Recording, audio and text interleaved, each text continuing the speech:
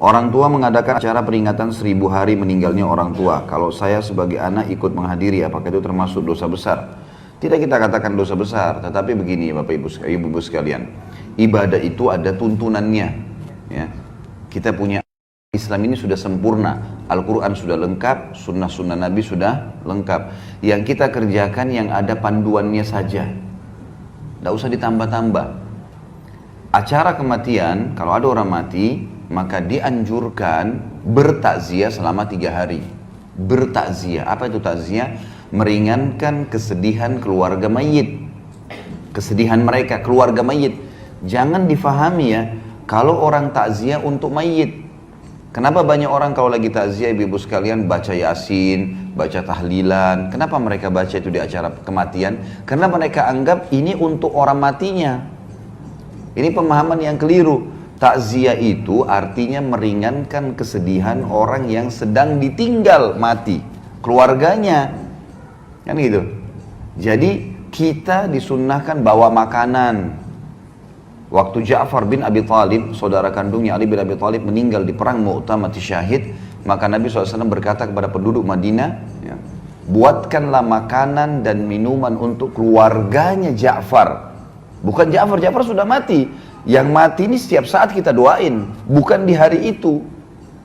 Ini 3 hari ini kita datang ke rumah orang yang sedang bersedih untuk keluarganya yang sedang sedih. Buatkanlah makanan dan minuman untuk keluarga Ja'far karena mereka sedang tertimpa apa yang tidak menimpa kalian.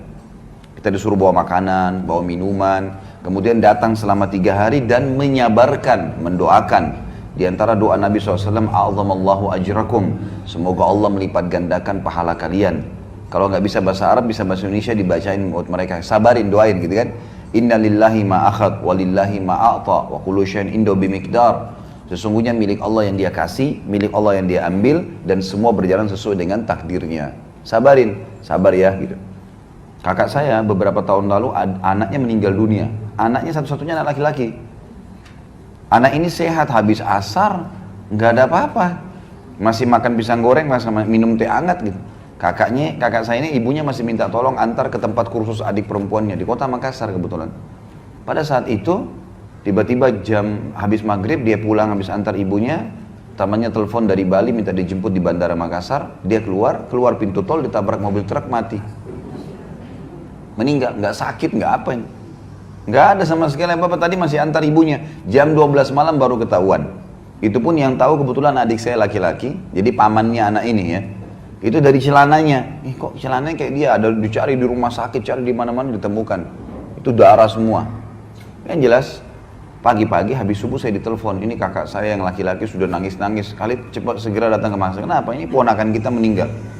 Saya beli pesawat pertama, tiket pesawat pertama Garuda, kemudian saya berangkat pagi ke sana. Tiba di sana, semua keluarga bilang, ini kakak kamu sudah nggak ada yang bisa hadapin. Dari malam pingsan terus nih, bangun pingsan, nggak mau makan, nggak mau minum.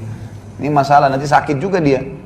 Gimana caranya? Saya datang dekatnya lalu saya dudukin. Kak duduk sebentar, saya duduk. Setelah saya salaman lalu saya bilang, Hamdi, namanya anak ini Hamdi. Hamdi ini tidak hilang. Tidak hilang, saya bilang. Hamdi ini kita sebagai orang beriman tahu, pindah alam ke alam akhirat. Akhirat itu abadi. Dia sedang mendahului kita ke sana. Untuk apa kakak sedih? Jelas-jelas dia cuma pindah. Dia bangun dari tempat itu dan dia bilang, memang benar Hamdi gak hilang. Saya bilang gak hilang. Orang beriman yakin, mati itu sebuah pintu untuk menuju kepada kehidupan abadi.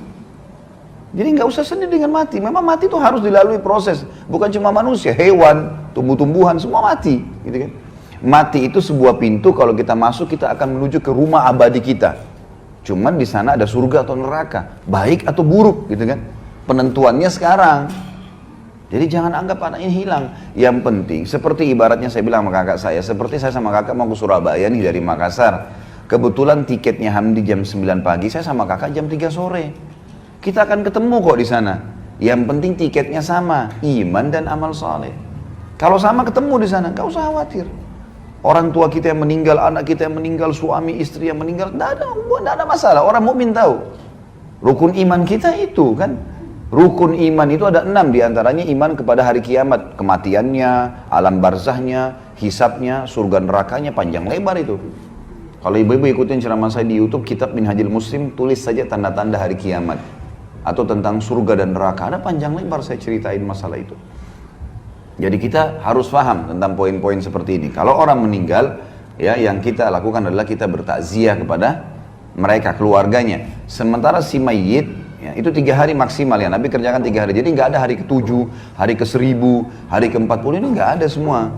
Ini mengikuti acaranya orang-orang Nasrani. Kalau ada ibu-ibu di sini mungkin pernah mu'alaf dari Nasrani, pasti tahu, gitu kan? Pasti tahu. Jadi saya tahu betul karena kebetulan istri saya mu'alaf, non Muslim, tadinya Nasrani masuk Islam. Kemudian di acara keluarganya di daerah Manado itu luar biasa kalau kematian. Hari ke-3, hari ke-7, hari ke-40, hari ke-1000 mereka main gaple di situ, mereka makan, mereka semua pesta-pestaan. Orang Islam nggak ada hubungannya dengan itu. Nggak ada hubungannya sama sekali, kita nggak ada hubungannya, kita punya syariat sendiri. Takziah 3 hari maksimal. Dan sabarin, bawain makanan, pulang. Jangan duduk di situ. Gak usah lama-lama. Nabi SAW dalam 1 hari bisa datang sampai 3-4 kali ke rumah orang yang sedang bersedih. Baik. Untuk si mayit, apa yang kita lakukan? Perbanyak amal buat dia. Beristighfar untuknya. Dan itu setiap saat. Selama kita hidup, kita selalu beristighfar untuk dia. Ya Allah, ampuni dia, rahmati dia. Jadikan kuburannya taman dari taman surga. Terus bersedekah buat dia. Ada masjid lagi dibangun, kita sumbang atas nama si mayit, itu boleh, nggak masalah. Sumbangkan Quran di masjid atas nama dia, ya. Apapun yang bersifat amal jariah, pembangunan jalan lah, penggalian sumur lah, apa saja yang bisa jadi kebaikan buat dia. Dan masuk dalamnya juga haji dan umroh. Karena pernah memang ada seorang sahabat datang kepada Nabi SAW dan berkata, ya Rasulullah, ayah saya sudah meninggal. Yang satu bilang ayah saya sudah lumpuh total, gak bisa lagi safar, tapi belum pernah haji dan umroh. Bisa saya haji umrohkan? Kata Nabi SAW, haji dan umrohkanlah. Jadi boleh dihajikan dan diumrohkan, gitu kan? Di yayasan saya misalnya, saya buat program, setiap tahun tuh banyak sekali jemaah yang ikut. Untuk haji itu $1.500, 1.500 US. Nanti kami kasih ke mahasiswa-mahasiswa di sana, mahasiswa kita Indonesia yang di Madinah, kasih mereka, nanti mereka hajikan, ya. Gitu kan? Kalau umroh itu kalau tidak salah ya sekitar $300. Jadi ibu-ibu biar tidak mampu untuk umrohkan, hajikan orang tua, bisa melalui orang-orang ini gitu. Bisa kita pakai tenaga-tenaga mereka, asal orang terpercaya.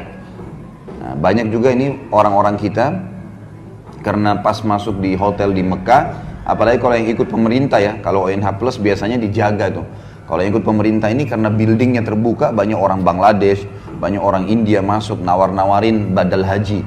1 kali haji 50 real. Ini nggak benar, ini nggak ada 50 real. Bagaimana caranya haji 50 real? Hah? Dia kumpul sampai 100 orang tuh. 1 kali haji 100 orang, gimana caranya? 1 haji 1 orang, nggak bisa. Gitu kan? Belum biaya kemah, belum transportasi, belum segala macam. Nah ini termasuk bisa untuk orang meninggal. Jadi didoakan setiap saat, selalu sedekah jariahkan buat dia, sedekah buat dia perbanyak. Kemudian juga kita haji dan umrohkan buat dia. Ini yang boleh. Jadi kita harus bedain ya, syariat kita jelas kok. Gak ada sesuatu yang keliru. Jadi perayaan hari 1000 mati ini tidak pernah ada. Setiap hari kita ingat dia, bukan hari ke-1000. Setiap hari kita sedekah, setiap hari kita doain, setiap detik kita doain. Ingat ibu kita langsung, ya Allah ampuni, rahmati. Ingat ayah kita, ya Allah ampuni dan rahmati. Setiap saat, anak kah, saudara kah, setiap saat kita doakan. Karena tradisi seperti ini adalah tradisi orang non-muslim yang ditarik ke Islam.